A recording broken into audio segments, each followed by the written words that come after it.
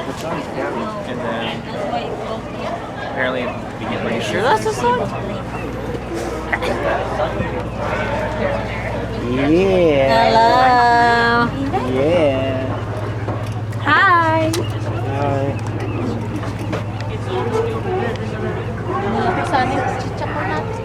University. She got her degree in marine biology, and she's going to tell you all about the whales, the birds, the dolphins, everything you could possibly imagine. We got Kenny here.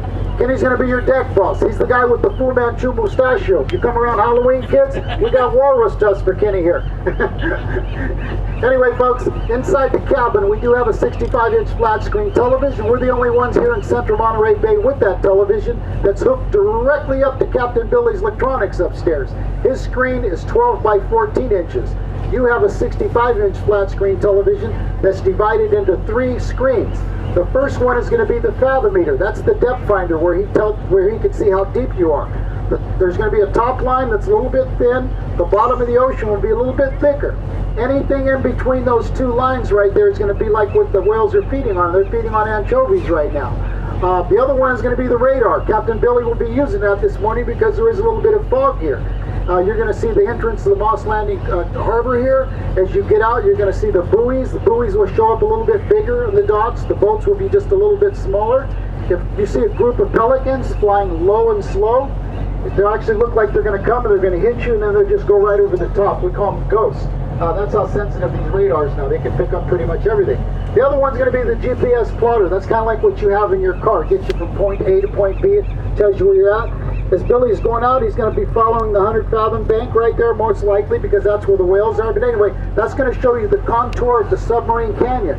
That submarine canyon is the 3rd largest in the world, the deepest in the world. And it's right out in front of us. We are inspected by the U.S. Coast Guard annually. For life jackets, we do have some inside the cabin underneath the TV. We also have some underneath the benches outside of the cabin. For life rafts, we have 2 up here with me. For fire extinguishers, 2 in the engine room, 2 in the main cabin, 1 behind the bar, and 1 upstairs in the captain's quarters. But in case of an emergency, the crew will let you know what to do.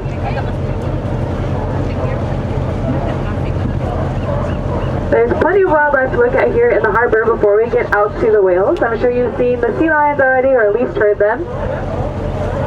Sea lions do get their name sea lion from the loud barking noise that they make. Sea lion, sea lion, sea lion. We also have a harbor seal on our left. You can see that little head above the water. A couple of them. The way you can tell the difference between seals, and on the stacks to the left, we also have Brandt's cormorants. Those are the black birds with the long necks. You see them beating their wings with them drying off their feathers. They do have to dry them off before they take flight.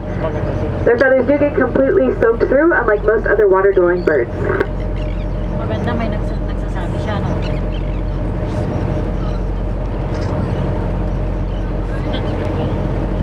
Welcome to Moss Landing Harbor.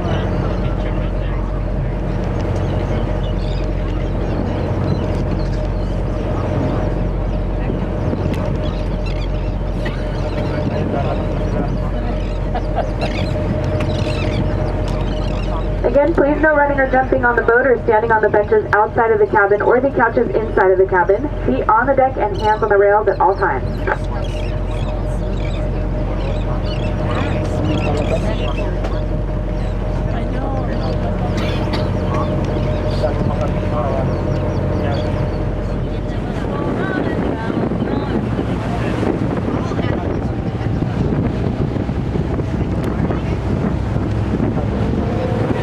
Moss Landing. Bakit ano ba makapandibayan mo sa atin din?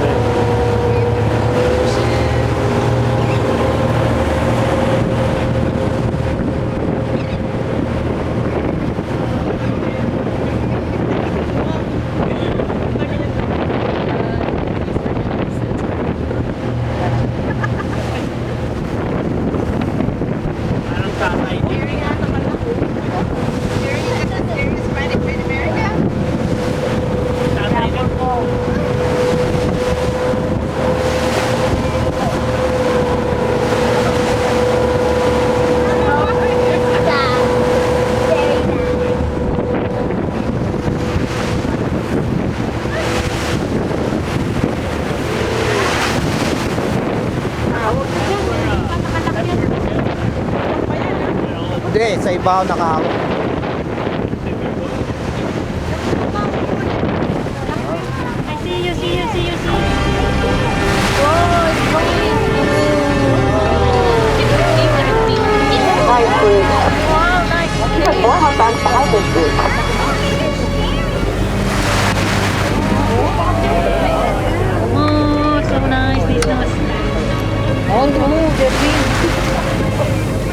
Hold on to the rail, you guys.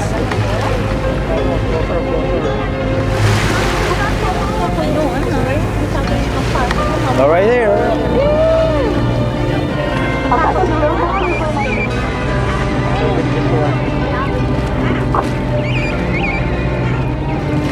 Ooh, look at the fish on the water there.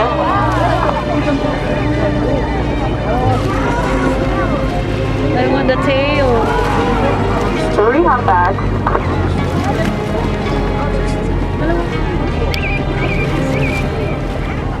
Another fleet. That one is really white pectoral fin. I don't know if you can see, but the bluish hue next to the whale, those are the pec fins. I think so. It's not really.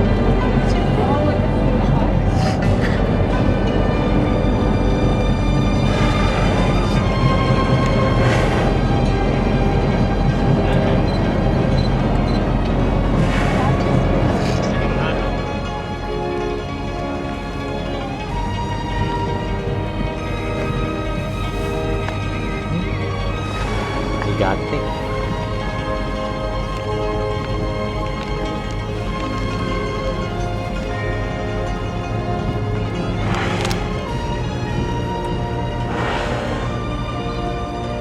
And the fluke.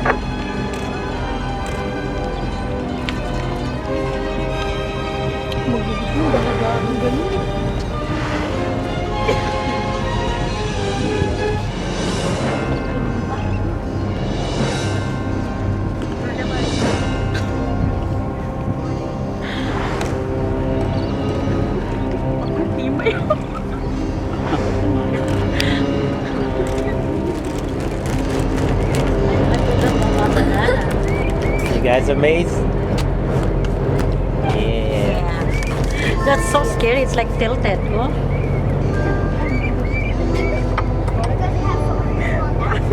I think I just saw a humpback. Aray ko.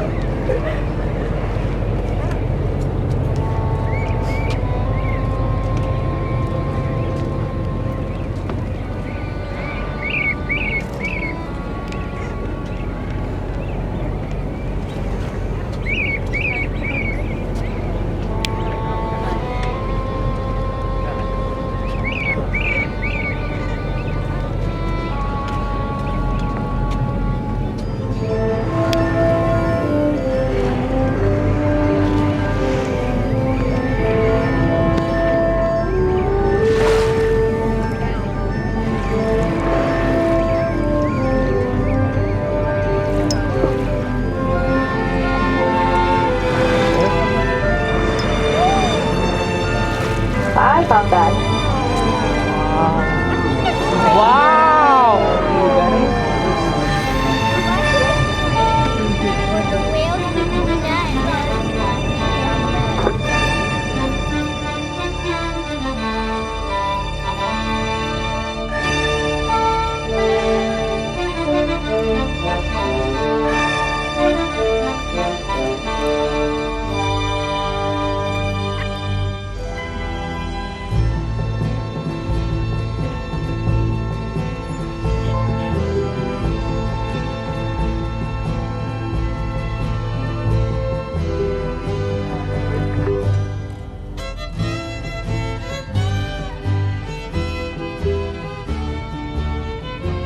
Another whales are up on the right side now too.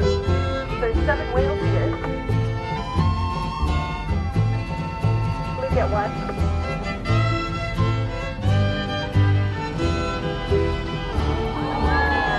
There's both lives there. So I think there's actually 5 with that group and there's 6 lives on the right.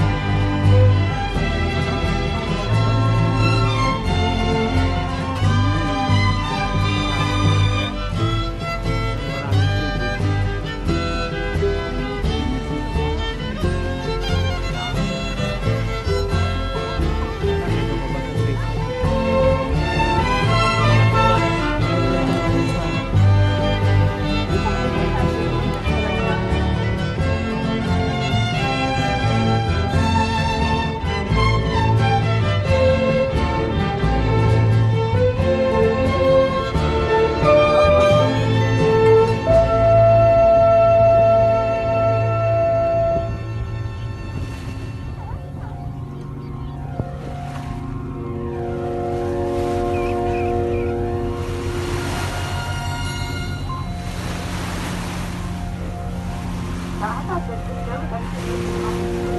the right side, back on the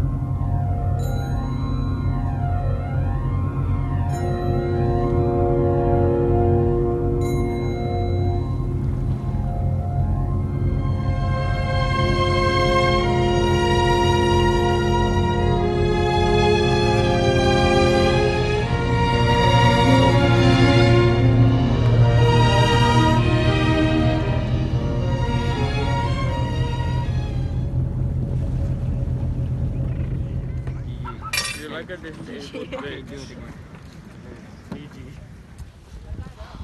Hey Abby, don't disrupt us next time. Okay, I get to play now. It's next round. We give you 6 cards, okay? No, we give you 10 cards.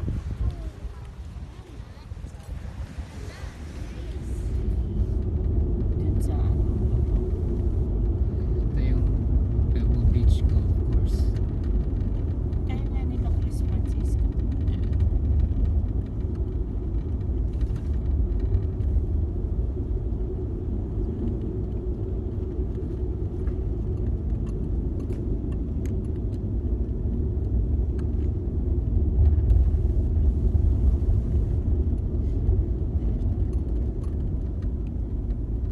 Uy, sayang yung view.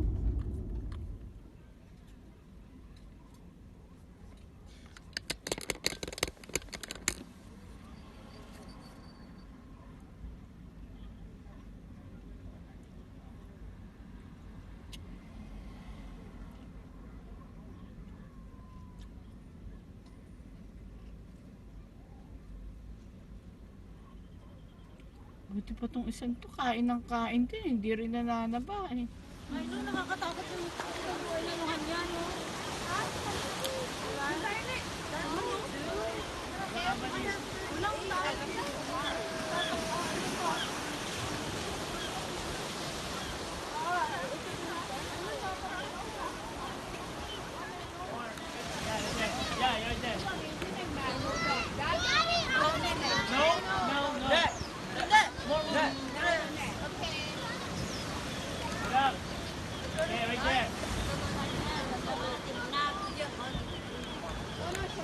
Look at me now. Yeah, look at me. Look at Daddy. Okay, hold on. Next, Abby.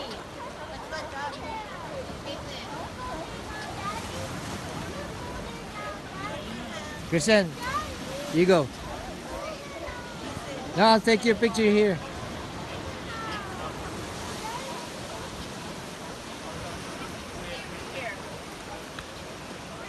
I don't know.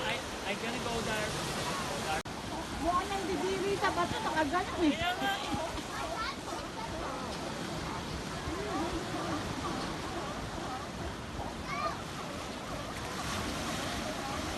Okay, that's enough, right? More. A little bit.